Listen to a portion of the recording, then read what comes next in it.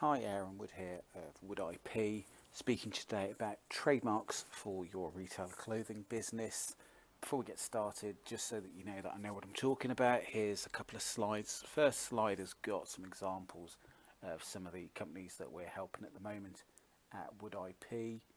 And then on the second slide, you'll see that there are some other brands that either we still help at Wood or that I've worked with in the past when I've worked at other firms. So I'm coming from a position of pretty decent experience, lots of different brands, high-end clothing, through to those that are perhaps a little more streetwear. So why do you bother with a trademark? Well, the purpose of a trademark is to give you something which will enable you to protect your position.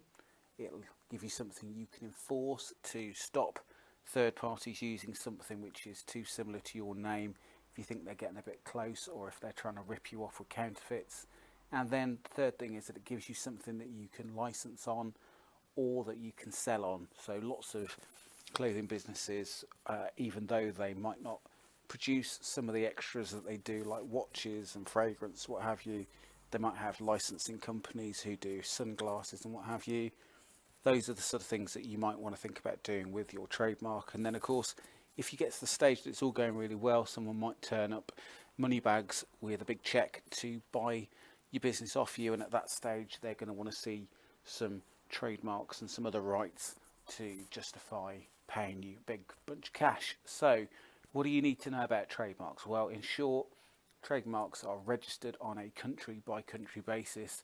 So you'll often see people say, well, look, I've got my trademark registered in the UK, and then they're seeing problems in the US. Well, you need to have a trademark in the US if you want to do anything in the US in terms of stopping people or wanting to make sure that you've got your position nice and secure. The other thing is that it is by reference to a list of goods or services and services. So when you register your trademark, you will have to say, I want to protect my brand in relation to XYZ. All right. So for example, when people are getting started, if they've done the trademark application themselves, you'll often see that what they've got registered is just clothing, and they might only have registered it in the UK. Now, when I see that, I often think it's a bit of a shame, really, because if they're a company that's going to move and be in clothing generally, then they might want to consider something a bit broader. And you'll see on the next slide, clothing, footwear, headwear. It's in the same class. So when you register trademarks, they are in classes. The number of classes that you have will affect how much you have to pay for that trademark. So if all you've got covered is clothing in class 25, you've potentially missed a trick, because you could have had clothing, footwear, headwear, and that's obviously going to protect you more broadly as your brand expands out. Now, some of the other areas that clothing brands often want to think about when they are setting up or when they're thinking about registering their trademarks, because they're things that they might want to do in the future, are things like fragrances and cosmetics. They might want to think about sunglasses. They might want to think about jewelry and watches, maybe bags. And then if you're thinking that you're going to get super big and you're going to completely flood the market with lots and lots of merchandise, you might also move into stationery. You see quite a lot of brands that have started doing like folders and what have you, pens and pencils. There's all sorts of stuff they do. Homewares, so they might be doing bits like bedspreads and all that kind of stuff, if that's the kind of mood they're going with the brand. Hair items, yeah, it's possible, hair bands, hair slides, hair grips, all that kind of stuff. A retail store, so if you are going to have not just your own clothing line, but you're going to have a retail store where you're going to have lots of different third-party brands, then you might want that. And then finally, events. It happens, some of these clothing brands, they're going to be doing festivals and what have you, just to promote, and there'll be third-party festivals.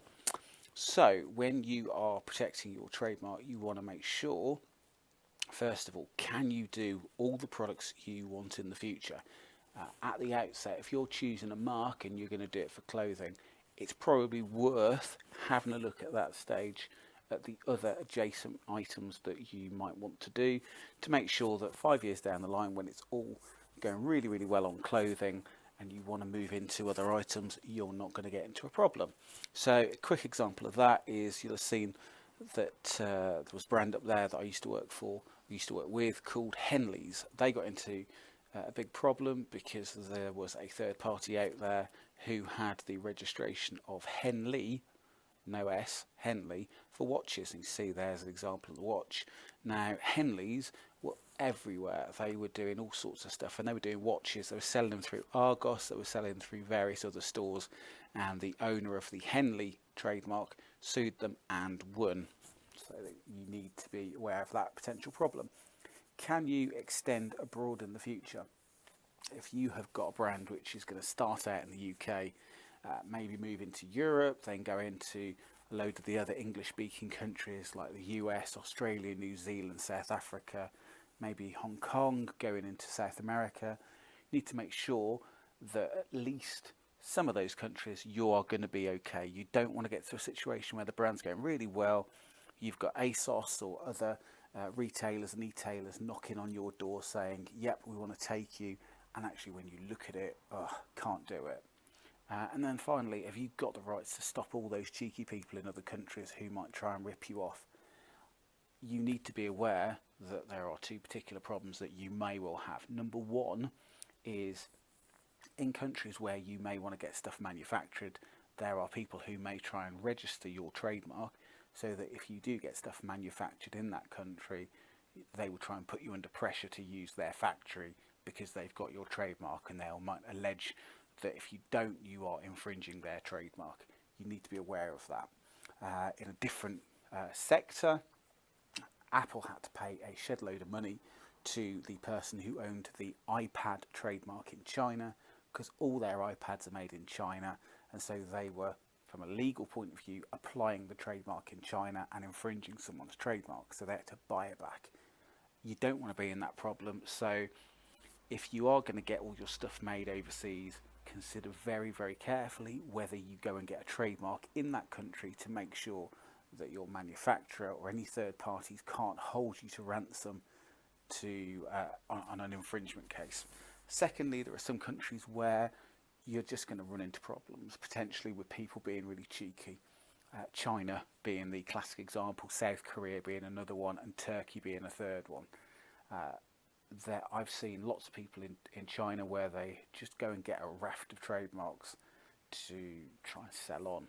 And you can see just below there, we had a notification in for one of our clients that they had an application filed in China for something which is similar to their mark, and then when you had a look at it, what you could see is the same person had gone for all these different brands, and they're all third-party brands, they're all existing brands in the UK and the US, and these people were clearly just warehousing a load of third-party marks for clothing.